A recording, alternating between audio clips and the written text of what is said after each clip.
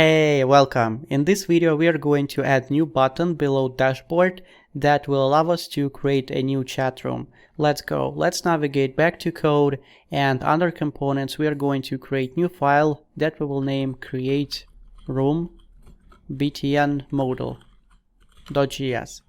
Let's scaffold this component. For now let it be just hello, and let's actually use it inside our sidebar. Let's open sidebar, and here below dashboard toggle we're gonna put create room btn model. Alright, now let's navigate to this component, and here we're gonna define a button that will open a model window with form inside that we will fill to actually create a chat room. So it is going to be, alright, maybe a div component. So inside we're gonna put button, which will be our toggle to open the model window. So we're gonna put icon inside. So this icon will have icon of maybe creative, and the text is going to be create new chat room. Alright, so this button is going to be a block element. It will have color green, and on click we are going to open our model. So let's actually use our custom hook to manage model state. So this hook is use model state. From here we're gonna destructure is open, and then close. And for button click we are going to put open. Alright, now let's define our model window. So let's put model element. From RSuite we will have, as always, model header, then we're gonna have body and footer. Alright, good. So inside header we're gonna put title, model.title, and inside we're gonna put something like new chat room. And let's remove this title from here. Alright, inside body we are going to define the form, and inside footer we're gonna put button to submit the form. So let's first create the button. So it is going to be a button element, it is going to be block component, and appearance is going to be primary. Okay, I guess appearance set to primary by default, but let's just keep it as it is. Alright, create new chat room. Now let's save it and let's see what do we have. So now we have this create new chat room. However, we don't have the margin. So let's add some. So for this div, let's put class name and let's add margin top 2. Alright, looks good. Now inside this body we are going to define our form. So let's put form element from RSuite, and inside this form we are going to define our input elements, and they are grouped under form group components. So let's put form group, and inside this form group we will have first control label, and then we're going to put form control, which is going to be the actual input itself. Let's put form like this. So inside control label we are going to put room name at first, and form control is going to be name, and placeholder is going to be something like enter chat room name and 3 dots, and it is going to be a self-close component because it is an input. Alright, so if I hover on this form group it says it is not defined. So let's import it from RSuite. Alright, then let's define our second input. Let's save it actually and see what do we have. So if we're gonna click on create new chat room, nothing is going to happen because we didn't specify show prop for model window. So let's put is open, and on hide we are going to put close handler. Alright, looks good. Now let's check it out, and I see that we added a lot of space over here. So let's put margin top 1. Alright, now it is okay. Let's open it, and here we can see that we have our input, but it is a little bit of not full width. So let's quickly fix it, and for this form element we will make it fluid. It will make it take all width of the wrapper element. Alright, looks good. Now let's move on and let's create second form group, which is going to be room description. So for this form group also we are going to copy control label on form control like this. For this control label, we will specify description. And for this form control, we are going to put a text area component. So let's put component class property. It is going to be text area. Then rows by default will be equal to 5. Name is going to be description. And placeholder is going to be, let's say, enter room description. Alright, looks good. Now let's take a look. If I click on it, alright, I have description, I have room name. Okay, now maybe let's define our state for the actual data. So here, what we're gonna put? We're gonna define new state that we will name form value and set form value as the update function. So use state is going to be the next. It is going to be an object, and I suggested to put it outside of the component because we are going to reset it to initial value when we will submit it. Well, we will submit the form. So let's put initial form, and it is going to be an object with name and description inside. Alright, the same as we have name prop for our inputs. Alright, so use state by default is going to be initial form. Alright, also we will need the loading state. Let's define it in advance. We will use it when we will submit the form. So use state is going to be false. Alright, now first we need to handle when we update the data. So when we use onChange event. So let's put const on form change. And the thing with RSuite, when we use onChange event, it automatically gives us the value as its first argument, not the event object. So we will have value here. So we're gonna put set form value as value. And actually it is slightly different with RSuite forms. When we have a form component in RSuite, it automatically gives you not the value of the actual input that you added, but it gives you the value of the entire form. So it is really convenient to use it with use state. Alright, so on this onForm change, we are going to put for our form component. So onChange handler is going to be onForm change. Now, we also need to somehow validate our data, and first we are going to associate the actual state with the form. So it has this property called form value.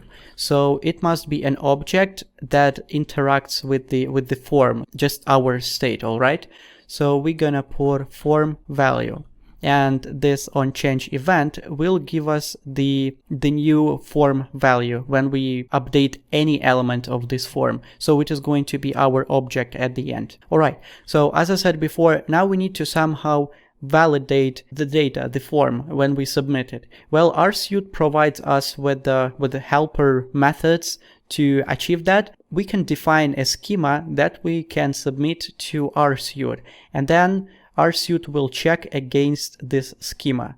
So let's define our schema here at the top for our form.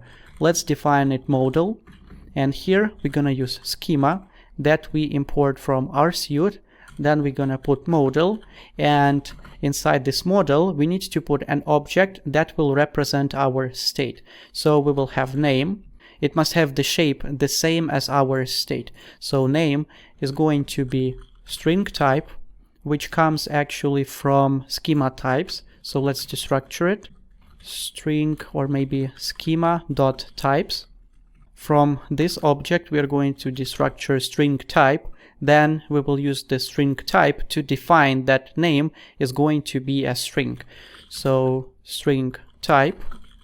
Then we're gonna put is required to perform the validation, and error message is going to be chat. Name is required. Alright, and the same we will do for description. Let's copy it. Let's rename to description, and let's say description is required. The cool thing about this model schema validation that it will be validated in real time. Now we need to submit this schema to our form. So let's find this form component, and here as model we're gonna specify our model schema, our model object here. Alright, Now we need to actually create the submit function. So first of all, let's actually, on form change, it is not optimized here because we have a lot of states that constantly change. For example, is open and form value. So every time we will have on form change being created, a new copy of this function. So let's memoize it in advance to make it more optimized. All right. And now let's actually create our on submit function. So we're gonna call it, let's say, on submit. And it is going to be an async function in advance. And here the first step will be to actually validate data. So how we can do this, how we can validate our data against the schema that we define here. We need to actually use a reference to reference our form component, and then using this reference we can call its internal methods to validate it. So what we can do, now we know that we can use useRef from React. So let's put it here. Let's name it form ref, and then we're going to call useRef from React. Then we are going to pass this form ref to this form component. So ref is going to be form ref, and here the first step is going to be if form ref dot current dot check. So this check method is available on this form component that we access directly over here. So this check will validate this data, will validate our form value, which is our state, against the schema that we define here. So if everything is all right, it will return a true Boolean value. If it's not, it will be false. So we're gonna check if our form value check not passed. So if we have a false value, then we're gonna simply return from this function, as otherwise we are going to update our database with the new room. So let's put set is loading to true before any asynchronous task, and here we are going to create a new object that we will save to the database. So let's say new room data. It is actually going to be our state form value, but also we will append another property which is going to be created at. So here we're gonna spread all form value that we have, and then we're gonna put created at, and then we're gonna import Firebase from Firebase app. And then here as created at, we are going to put firebase.database.servervalue.timestamp. So now we have the complete new room data that we need to save to the database. So let's put try catch block before any asynchronous task, and in case of error we're gonna put set is loading to false, and we're gonna call alert.error message with 4 seconds. Alright, looks good. Now we're gonna call await database object from Misc Firebase. Then we're gonna put .ref. For this ref we're gonna specify just rooms, so we will keep our rooms under rooms path inside database, and to push a new, let's say, value to database so the key is automatically generated, we're gonna call push method. So and inside this push we're gonna pass new room data. So after we have data inside our database, let's set is loading to false, and let's reset our initial state. So let's call set form value.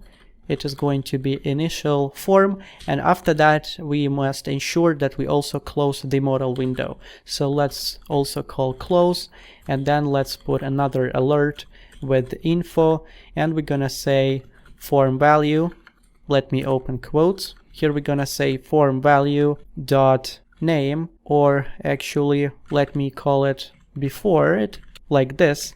So form value is going to be, we will say has been created, and then again 4 seconds as always. Alright, so it looks good. Now we actually need to use is loading and on form submit. We're gonna put it for this button.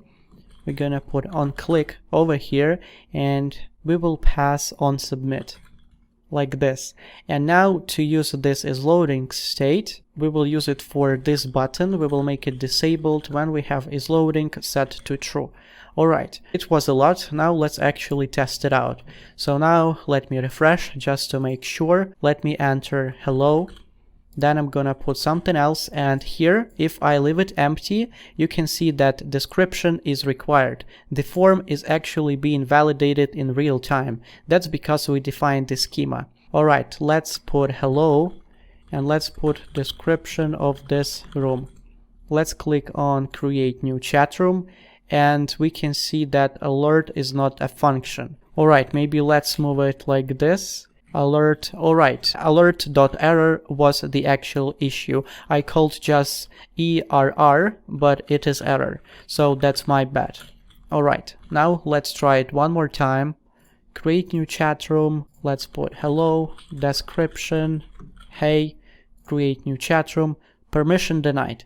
That's fine because we also need to define security rules for our database. So let's open rules, and here we're gonna define our next schema. So next to profiles, let's copy this. We're gonna put also rooms, and for rooms we're gonna specify, so for read and write, for everything inside over here, we are going to allow it only when user is authenticated. So instead of using this verification, we're gonna say that read and write permission is only allowed when auth not equals null. And the same we will do for basically everything here. We're gonna put it here, and instead of user ID, we will have, let's say, room ID. And then also for read, we're gonna specify auth not equals null and auth not equals null. Alright, looks good. Let's copy it, and let's also synchronize it with our local file, which is database rules.json. Let's save it and let's take a look. So now our rules are published. If I click on create new chat room, now hello has been created. And if we look inside database, now under rooms, we have a new key that was automatically generated by database. And then we have our data created at description and name. Alright, looks perfect. I guess that's the good time to finish this video. Let me commit everything, and then we're gonna specify create button to create new chat room, or maybe add button to create new chat room. Alright, see you in the next one.